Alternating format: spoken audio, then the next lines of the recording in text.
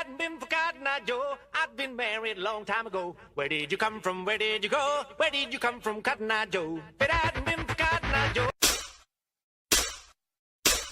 What's up, mate? This has been a very complicated week for me. For starters, I have a programming Java assignment I need to do, and I don't understand anything. I mean, I understand some things, I just don't get others, and if I don't complete the assignment, I instantly fail the class, and everything I've done so far will be for nothing. So if that happens, I'm definitely murdering someone. I also have an algebra test to study for, 3 other math exams, and lastly, the Java final exam, assuming I actually finish the assignment. And with all that said, I still had the brilliant idea of, hey, let's review Pirates of the Caribbean film since a new one is coming out, or it's already out, and I have no interest in seeing it. I mean, that Metacritic score is beautiful. You know critics loved it when the website surrounds the average score in red, the color of love and passion, but I still don't care. So a few weeks ago, don't remember exactly when, but I rewatched, or tried to rewatch, the original Pirates of the Caribbean film. And I say try because I couldn't finish. I turned it off 30, maybe 40 minutes in. It's not that the film was bad, it was actually really well made and surprisingly not shit. It's just that I personally didn't care for anything on screen. I enjoy the set pieces and admire all the work the production design team had to go through to make the universe feel genuine, but I still couldn't get into the film. But more on that later. After that failed experiment, I decided to watch another one. Maybe one people don't have as many fond memories as the first one, so I watched the second film, Pirates of the Caribbean, Dead Man's Chest. And now let's talk about it. Starting with this, it's actually good. It's just as well directed and executed as the first one, probably better in terms of action and adventures. So I really don't get why people, not all people but some, I don't get why some say they love the first one and everything after has been shit. This film isn't a paint-by-number sequel or brainless, redundant exercise in popcorn entertainment. It's not perfect, far from it, but I also wouldn't call it bad. It's way too clever and original to call it bad. I can say that the length worked against the film, but that's something I was also having trouble when I tried to watch the first film. Pretty much every problem I had with this film were problems I had with the first one. So here it goes. I don't know for sure why I didn't connect with the films. I enjoyed them, but I was never thrilled or truly wanted to keep watching them until they ended. In the case of the first film, I didn't even finish. I finished this one because I really like to procrastinate and not work on school assignments or study. I may not know the exact reason, but there are some things that may reveal why I don't care for these films. And just keep in mind that this problem of lack of interest isn't something new or specific to this franchise. There are other films I watch, took notice of how well made they were, but I just didn't care.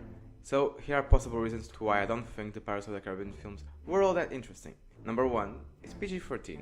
It sounds weird saying that since I live in Europe and the rating system that decides the appropriate age for someone to watch a particular film varies from country to country, but I have watched and read way too many articles and videos about the boogeyman that is the rating system in America. So that's why I said PG-13. And the fact that it is PG-13 usually doesn't mean much to me, but here it does. It means the universe the filmmakers were trying to create doesn't work. It isn't believable. I believe in some of it thanks to a wonderful direction and surprisingly good cinematography, but I'm not dragged into the world because the writing is really childish and hard to take serious. Pirates aren't usually good people, and all that other shit involving the mythology factor, like the zombie pirates in the first film and the Kraken in the second one, all that stuff is cool and all, but comes off like a watered down, made for kids version of a Game of Thrones story. Whereas in Game of Thrones, I'm sucked into the world thanks to the incredible attention to detail and realistic, interesting characters. Here the characters and story come off childish, not weak or poorly executed, just childish.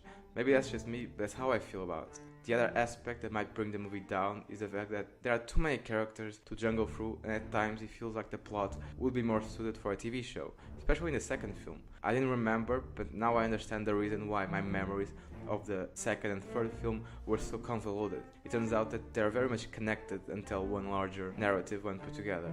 Kinda like Empire Strikes Back and Return of the Jedi, but less interesting, and worse.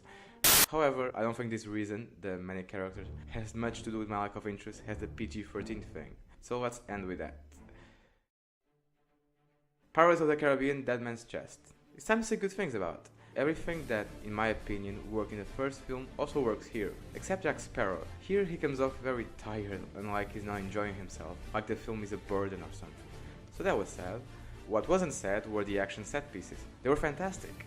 I wanted to pick a favorite to talk about, but there really isn't one that doesn't work as well as the others. That sequence when the crew is stuck in those skeleton prisons and they have to bounce the ball back and forth until it reaches the mountain, and then they have to climb it as fast as they can. I had as much fun watching that one as seeing Jack, the Commodore, and Will fighting each other for the safe. Pretty much everything involved in the action is great, and the CGI holds up pretty smoothly for an 11-year-old blockbuster. Even the face of Davy Jones doesn't look that bad. It looks outdated, but it still works. I'm sure if some kid watched this film today for the first time, he or she would still enjoy it. Adults, not so much. The comedy is where we have hits and misses. Knowing this is a Disney film and they still allowed this into the script made me very happy. And then I intend to return here to marry you. Properly. Legally, if you'll still have me. If it weren't for these bars, I'd have you already. And that moment where we hear the prisoners doing the exact same thing they did in the first film to call the dog, but now they're doing it to call Elizabeth. That was awesome. The writing may be juvenile, but it's still clever, even in a film that could be considered bloated, and it should, it's bloated. There are still details and small things left for smart people to pick up on, like when Will was looking for Jack and reached the island with the cannibals. This is how they hint at the fact that the island is dangerous. Ah, a familiar face. Don't eat me! I'm not gonna eat you.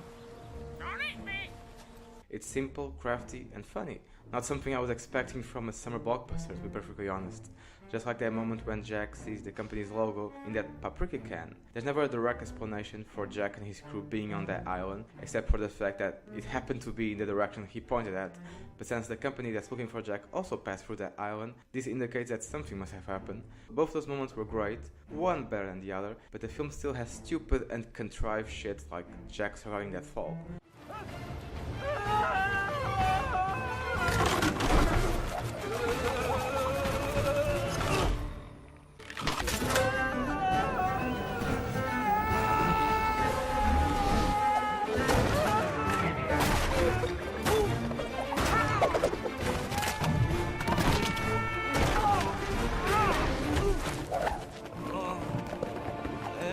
And the fact that this guy here, the captain of the ship Elizabeth's father hired to help her get away. We see later that the assassin was in front of him, just holding the body and waiting until they got there, so this would be a dramatic moment. At face value, this is very stupid. But you know, this is a film made to please kids, and probably one of the best ones at that. I'm giving Pirates of the Caribbean, Dead Man's Chest a 6 out of 10, the exact same rating I gave the first one, and the rating I usually give to films I don't particularly love, but think they're well made, or above average. Anyway, not sure when this review is coming out, probably around this weekend, and my review for Wonder Woman is also coming out sometime after this one. So yeah, prepare for that. That's all for now. Thanks for watching, hope you like it. Comment below, down below, leave a like for that YouTube algorithm, and I'll see you next time. Bye bye!